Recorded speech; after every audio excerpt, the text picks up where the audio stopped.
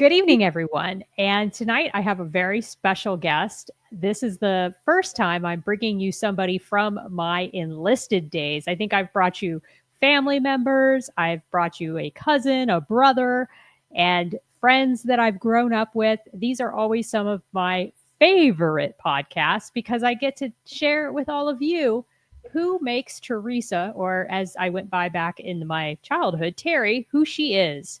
And tonight is no different. I welcome my very dear friend who's been at so many of my most meaningful and special moments within my life. Ron Deanne, how are you doing today? I'm doing just fine, Teresa. Well, I'm so happy to have you. Thank you so much for agreeing to do your very first podcast. First,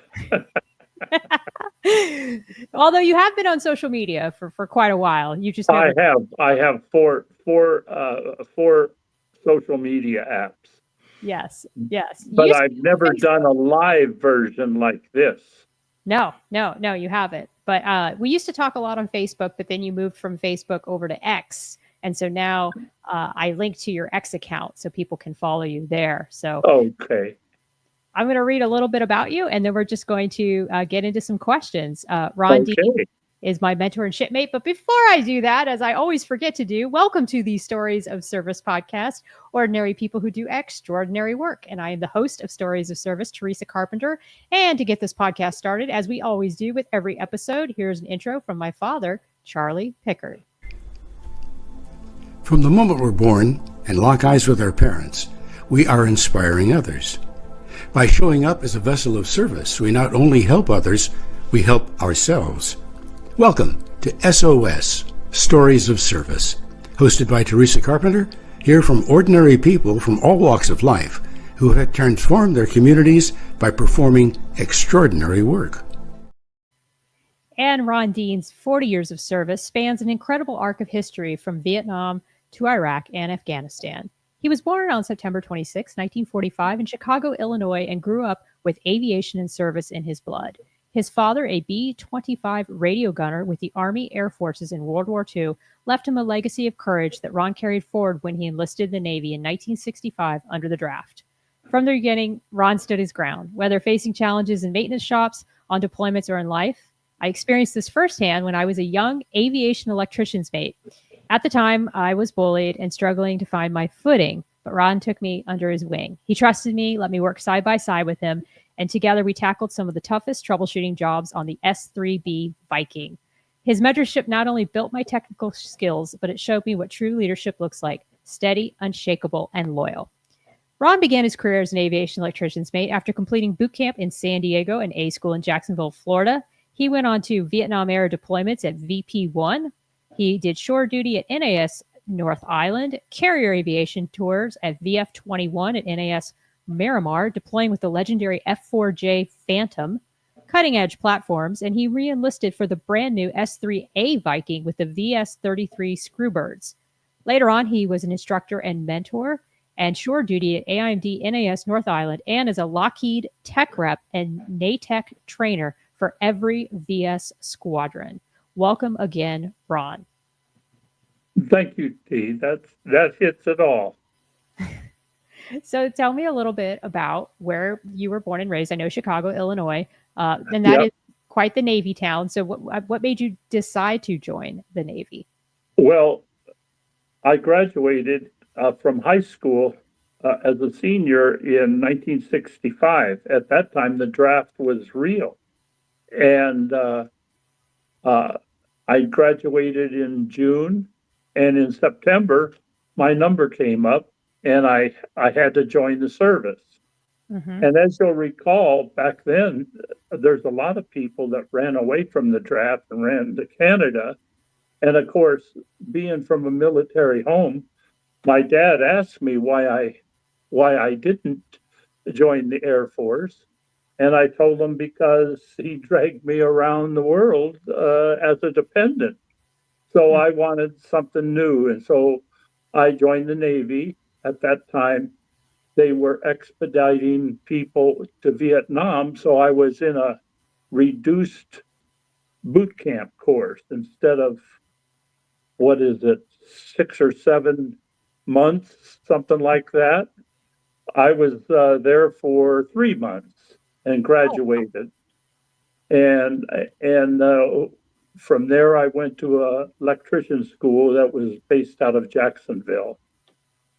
So did you always know you like to fix things? Like, were you somebody that kind of grew up tinkering around with things?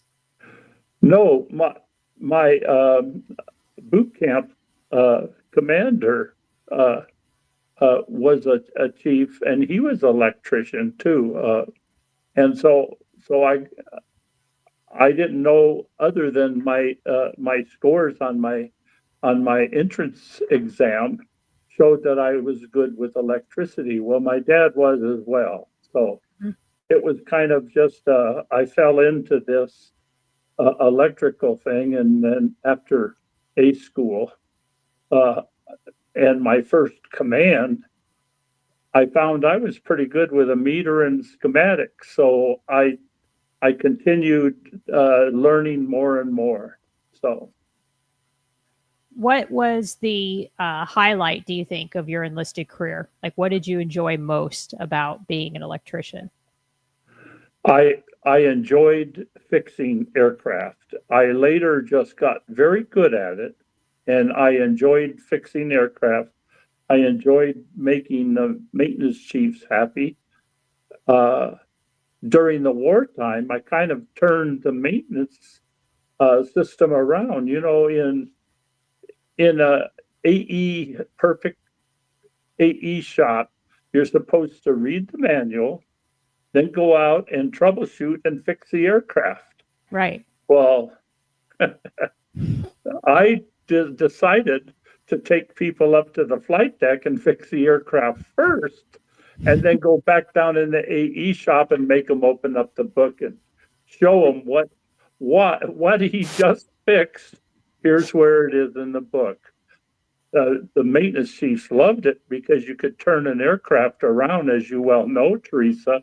If you could turn an aircraft around on the flight deck, it doesn't go down to the hangar deck, and so they don't want to lose that warfighter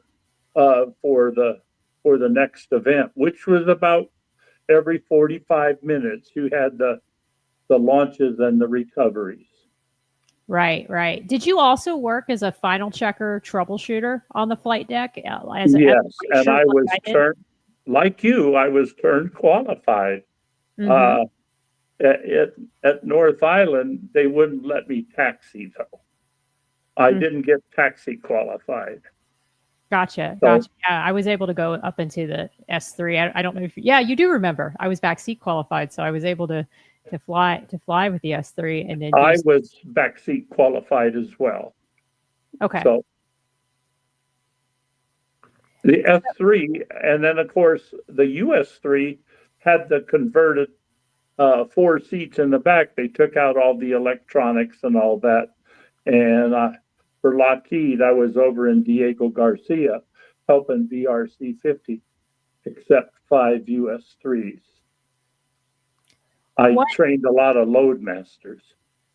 now, as you were kind of going through your enlisted career, did you think that you would stay in for as long as you did? Like, did you think this was going to be something that you were going to make a, Mm.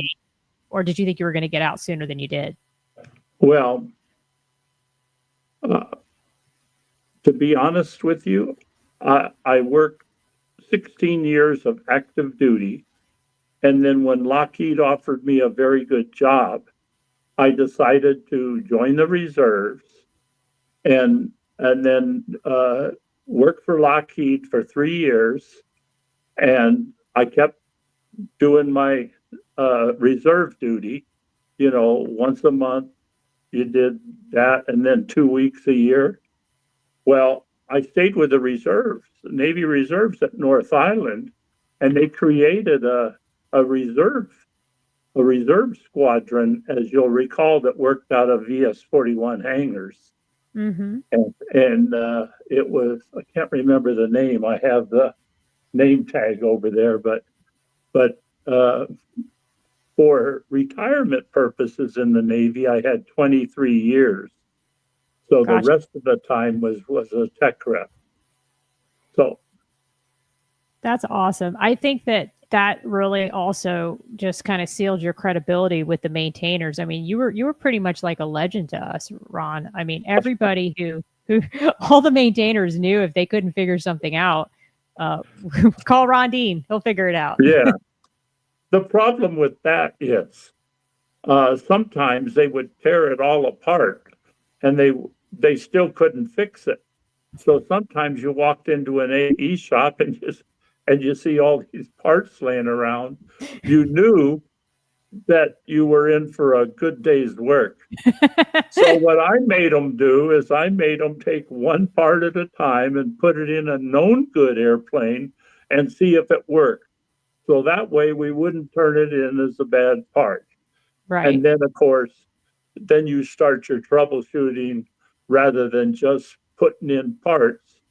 You check for power at, say, the dwell actuator, Sure. rather than and I taught people how to use the test equipment. A lot of electricians would just go out and put the parts in. I can see that happening on a carrier, but when you're training at North Island or you're on a deploy before a deployment, you go out to sea for 30 days and start training. So I would still require the electricians to use meters and schematics. Right. And I think that there was a reluctance for people who just thought they could figure things out without using the pubs.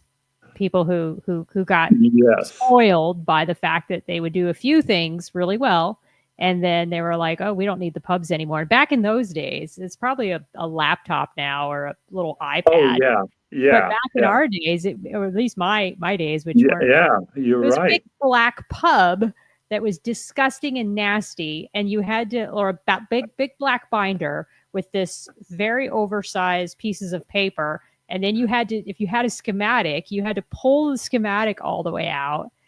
Yeah, it was not like a simple process to troubleshoot. I know it, and T, I have a story for you from a young. I met him in the VS 37 AE shop. His name was Kevin Ekman. And when I came out to join you during the war, he was a commander and he was the AIMD officer. And when I first met him, he was the golden boy. And you're right, Teresa. They would send him out first and he would fix it by knowing which parts failed. Right.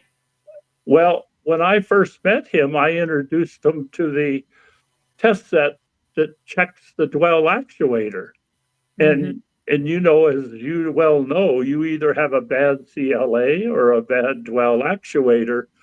But his eyes lit up when I showed him this test set that hooked up to it.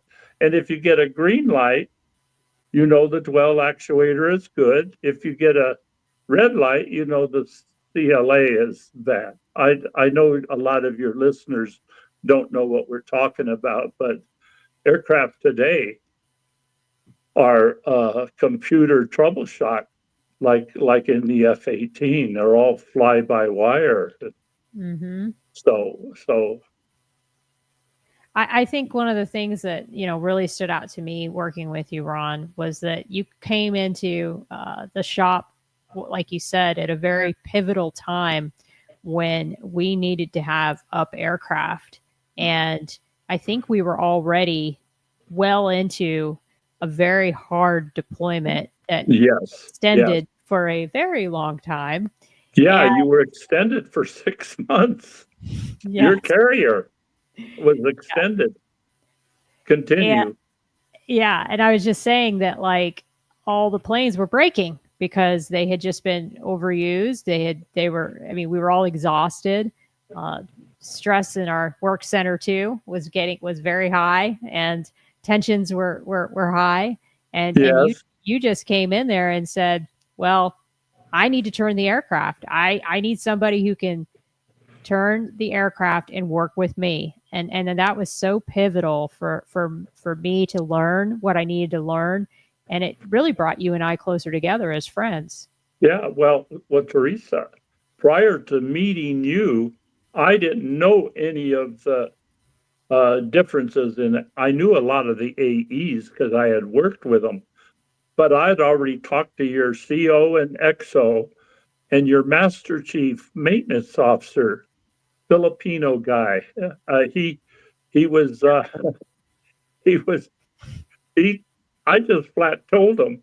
I said, "Look, Master Chief, I don't work the same hours as anybody else.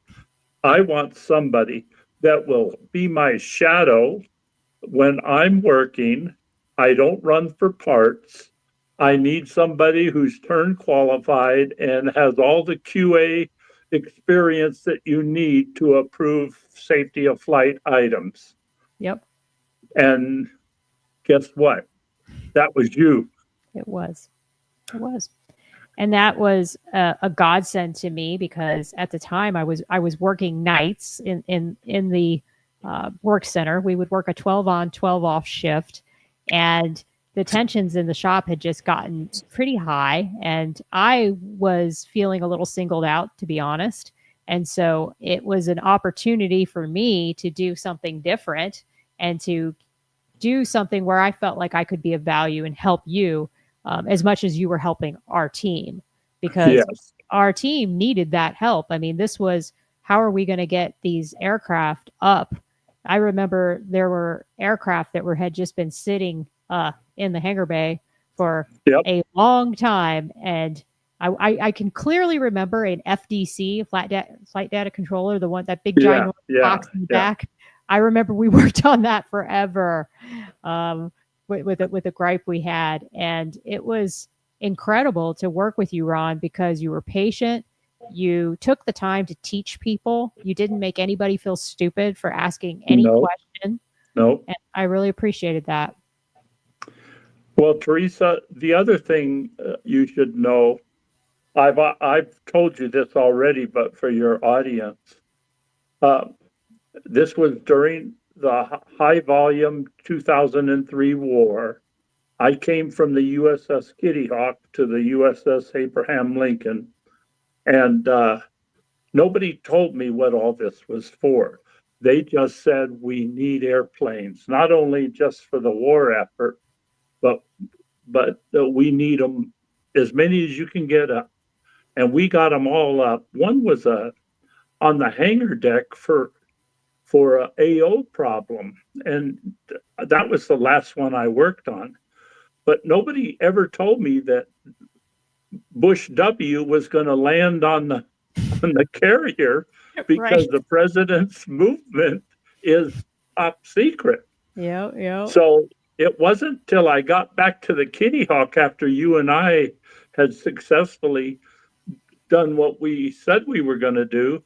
Mm-hmm. And there's Bush landing on the carrier. I'm watching it on the Kitty Hawk televisions. It was rewarding in that respect too. We did something, yeah. And Bush, I found out Bush wanted. I got a letter from Bush Library, but Bush wanted to go out on the new F-18, the second seater, but the Secret Service put the kibosh on that, saying, no, you're not going. We have to go with you. So that's why the S-3 was selected. I didn't know that. If you go to the Ronald Reagan Museum, Navy One is on the wall there, where they have all the Air Force Ones, and the last airplane was the Navy One, and you'll see a S-3 painted with VS-35's colors. That's great. I love it. Yeah. I mean, I don't think any of us understood. You never know when you're going on deployment or where you're serving, if what you're going to be doing is a part of our nation's history. You don't think about those things. No, you don't. You know you have to complete. You're not going anywhere. You're working 12 to 14 hours a day, and there's only one place to eat, so you might as well just work.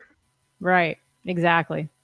Well, I think what was amazing is that you not only taught me, you taught generations of sailors in the process while you were a tech rep. And one of them that remembers you is Marvin Sanchez, and he's on the call right now, and he says, "I remember Mr. Ekman. I worked with him in the VS wing." So Yeah. yep. There are a lot of people who remember what you did. And how long after 2003 did you stick around as a tech rep? I want to say it was about 10, 15 more years, but I can't remember. What happened was in 2005, VS-21 was directed to fly all their S-3s to Davis-Monthan Air Base. As you'll recall, in 2005, they started sundowning the S-3s. So I stayed there until 2005, and we got all the airplanes, most of them sent by the time I left in 2005. So I get back to North Island, and there's no more S-3s. So they said, Ron, we need electricians rep in the H-53 community. So for retirement purposes, I worked another 3 years. They sent me to Cherry Point, and I got all my H-53 training there. And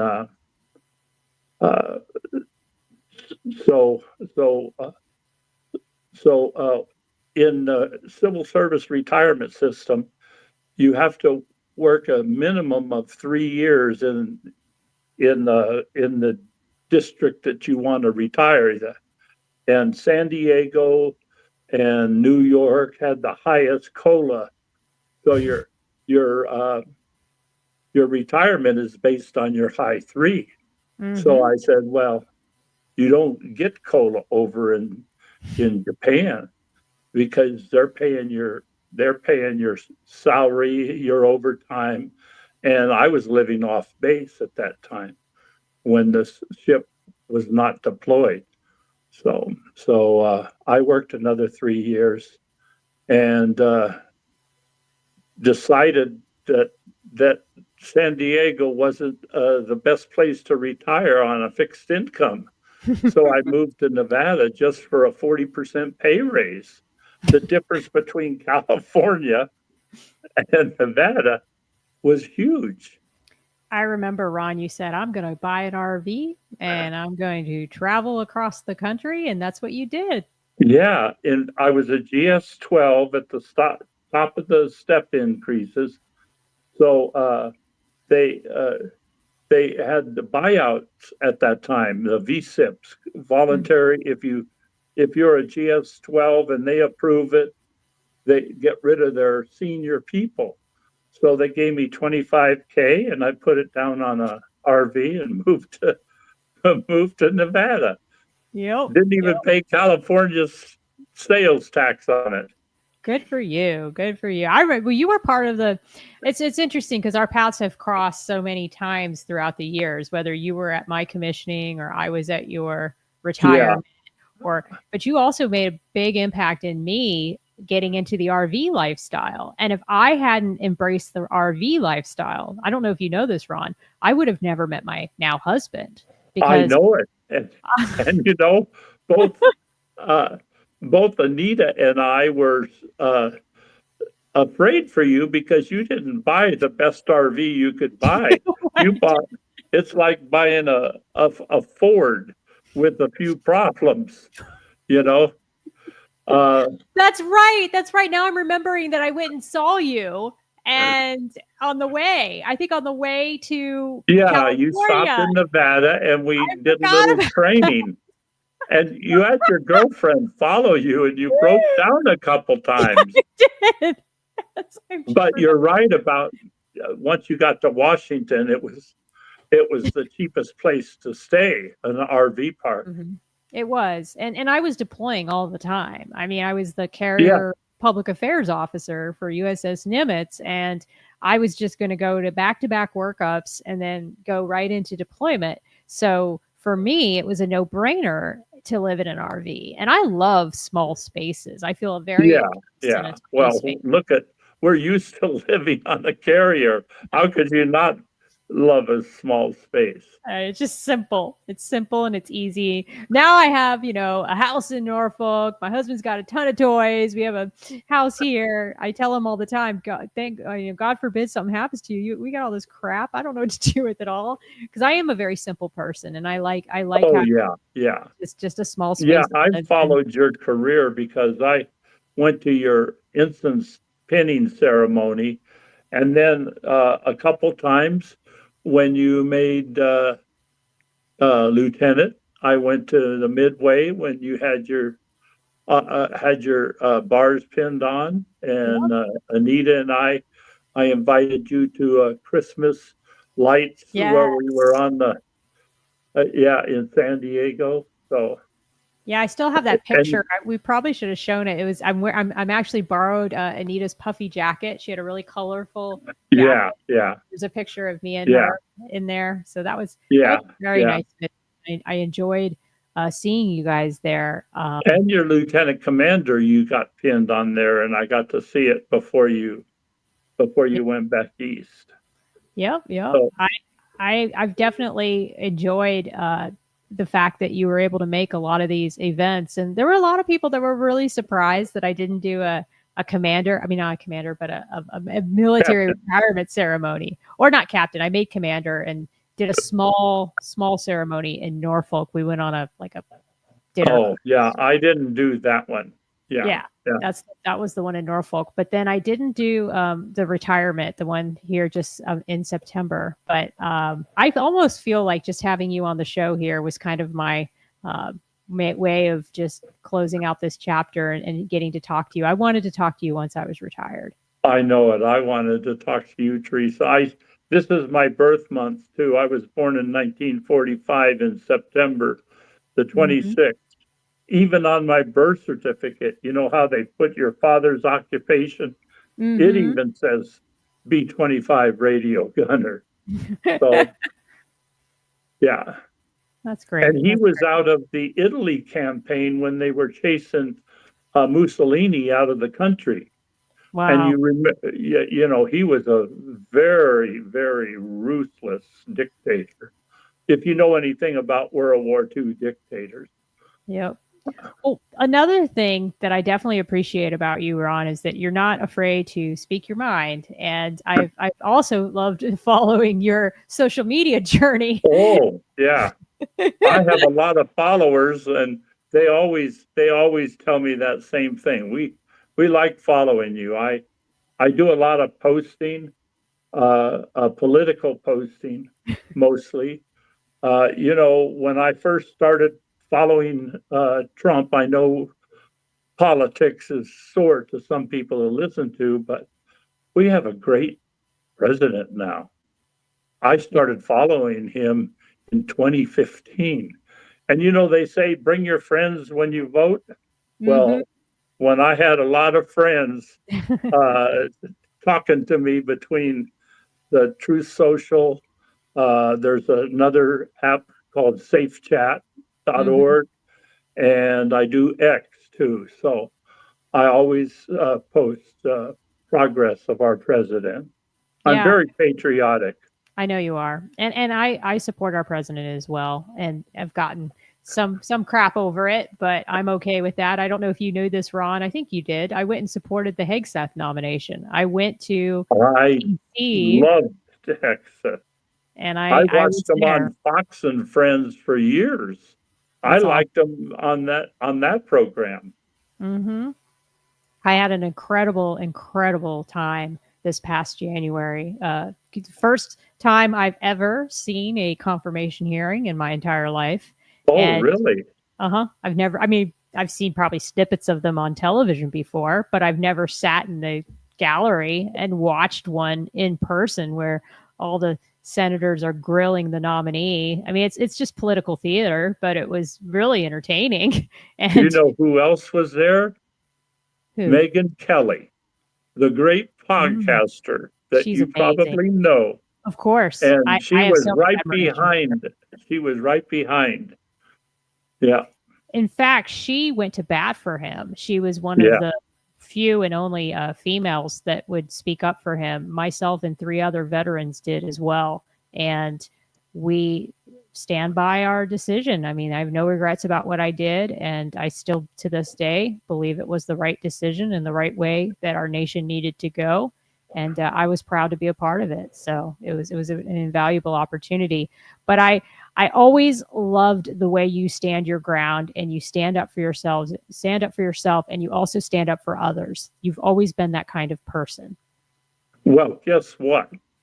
That's what I told the FBI agent when he came over. I told you this, right? They wanted to do a face-to-face check on you after you got Oh, yeah, my security clearance commission. check. Yes, He yes. came over and we sat at the kitchen table and I made a cup of coffee and we talked about you Oh, that's so cool. and what kind of a person you are. And it was instead of doing it by mail, they sent him over to talk to me. That's awesome. That's nice that they do that. And that's really important that they do that. They want to make sure that the people that they're clearing for those investigations have what it takes and are people that don't have something that someone can use against them. So it's good that they take the time to do that. So from the time we worked together, Teresa, to the talking to the FBI, all the following your career, it's been a blessing knowing you. Thank you. I mean, you're talking about me, but I've never done this for anybody else. I mean, you know, I had to do a trip report with every VS squadron before I left. You know how many deaths they did off of the California coast, the Mexico coast, and all that. I always worked with the AEs, and I always gave a trip report that not only the things that we did, but some of the strong points of the AEs, the AE shot. And I'll never forget going up there one day with two of the youngest AEs because the supervisor told me to work with these guys, Ron. I think you could get through to them. Well, before it was over, I called them Arc and Spark because they were in the load center touching the wrong terminals together. And I told them what we were doing and I said, you know, why don't you do a little bit more training before you send them up with me? You know, when you go up on the flight deck, you want to trust the people who's working with you, not just in the load center, but who can watch your back. Right. So the next day, both of them were TAD. So apparently he didn't like them either. So all he needed me was an input. So yeah. Well, your input carried weight, and people knew that you meant business when you said something. And like you said, people understood that you were coming out to the ship to help them out and to take care of the things that had perplexed the team, and they couldn't figure out because you had that experience that many of us didn't have. So that was greatly appreciated. And go ahead. Well, you want to at least do some training with the people that you're going to deploy with. So we try to do that intervention earlier in the squadrons. We would groom airplanes, and that was a good time to do training, where you would bring them in the hangars, spread the wings, and you would groom them from.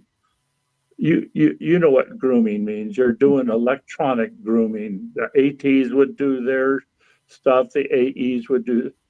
The airframes would rig the flaps and stuff like that.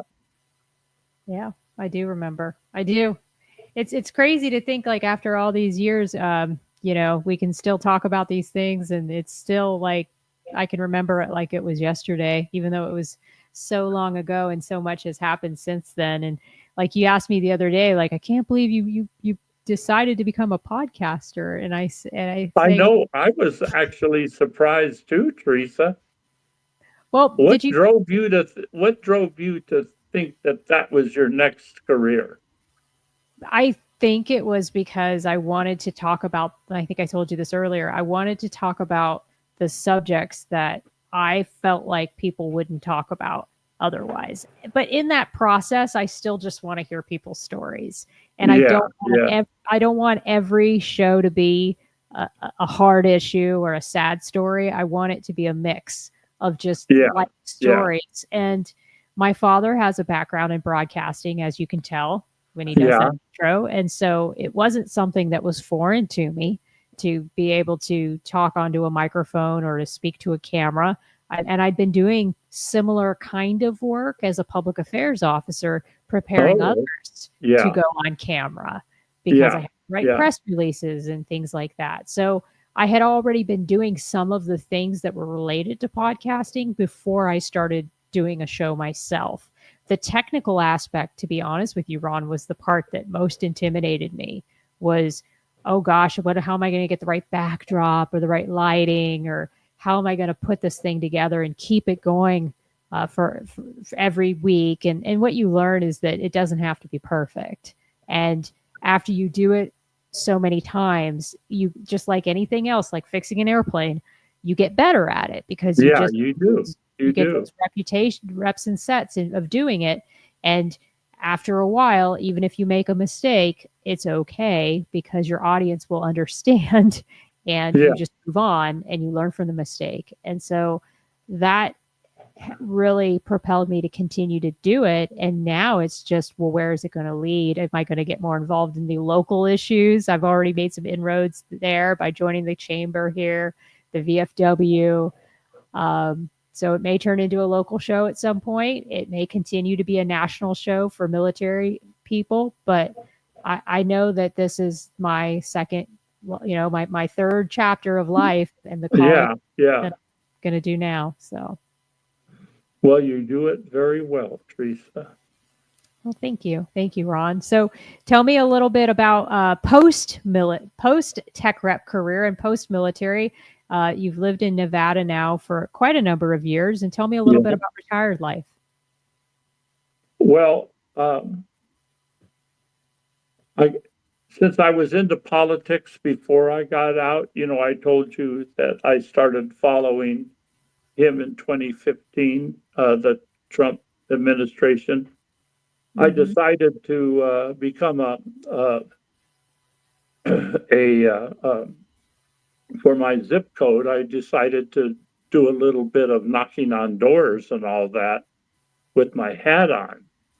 And there's a lot of people that won't open doors, but when you wear a military hat and you're trying to get somebody elected to the Clark County board, Mm-hmm. there's a lot of people that opened doors for me and would talk to the person running. So I got really heavily involved into that.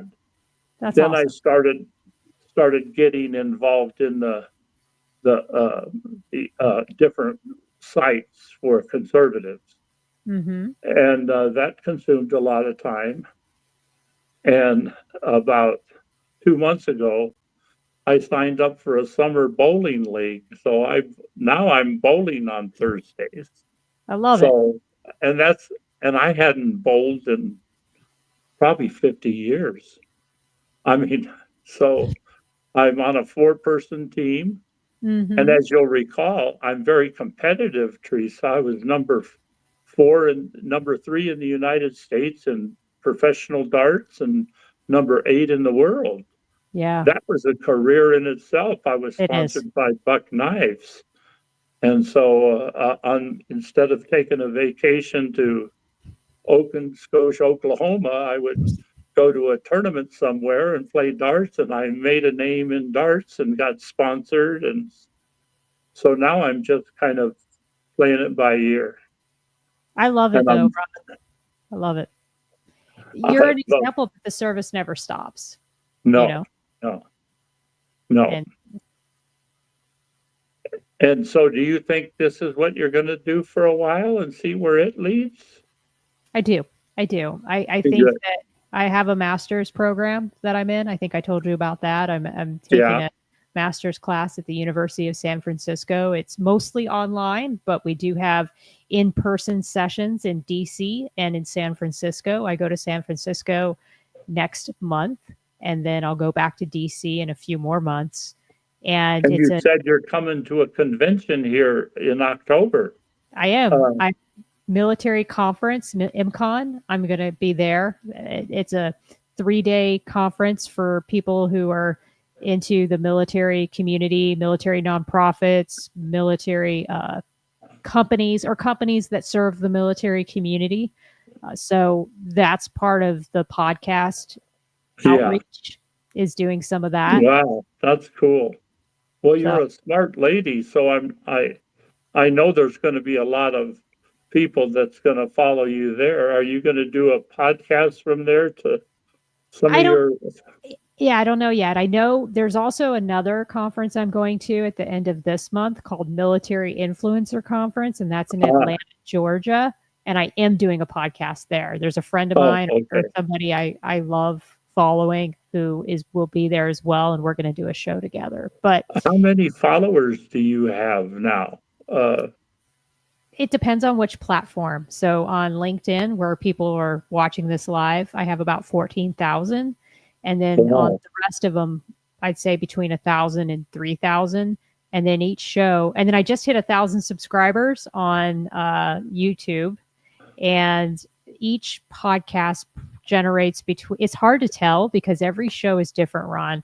Depends on the guest, depends on the topic, depends on time of day when I'm doing the podcast. Sometimes it makes a difference, but I would say my reach is about 20,000 if I had if I had to just make a ballpark estimate of where I stand. I'm a small creator, but I enjoy it, and I'm grateful to be continuing to do it and have an audience 4.5 years later. So yes, that's cool. I'll look forward to seeing you in Las Vegas when you come to the conference here. We'll have to stay in touch and have dinner together. I talked to Anita about it, and she's excited to see you. So we're going to pick you up and buy you dinner. Awesome. Well, I can't wait. Well, I think we're kind of wrapping up the call, but is there anything else that I didn't ask you that you wish I had asked that you can think of? No, I think we covered it all as far as careers go. So awesome. Well, Ron, I'm going to meet you backstage, but I want to thank you so much for coming on the call. I know this was your first podcast, but I would say that you hit it out of the park and you did an amazing job. And thank you. I'm honored that you did it. Yeah, I was getting butterflies in my stomach there, kind of like when I'm playing competitive darts and I need to win it. So that's the way I thought about it. Well, I love it. Thank you so much. And if people want to know more about you, they can follow you on X. I linked to your X account at the end of the show notes. But thank you so much. I'll say goodbye to you backstage. So just stay on the call for just a moment here as I go full screen. But thank you guys. Appreciate you joining me tonight. And you're welcome. Yes, absolutely. Thank you, Ron. And for all of you, thank you so much for taking the time to join us on the Stories of Service podcast. I do have another guest tomorrow. He is part of the MARSOC 3, so I'm taking on another hard issue and hard case. But he's also a Navy corpsman, a warfighter, and my classmate. So just shows you it's a small world. And it really is, Ron. It is another person that I'm just amazing to have on the show. And we're going to be talking about the military justice system and all kinds of topics. So, all right, guys, thank you so much for joining us. As I always say to end these calls, please take care of yourselves, take care of each other, and enjoy the rest of your evening. Bye-bye now. Yes.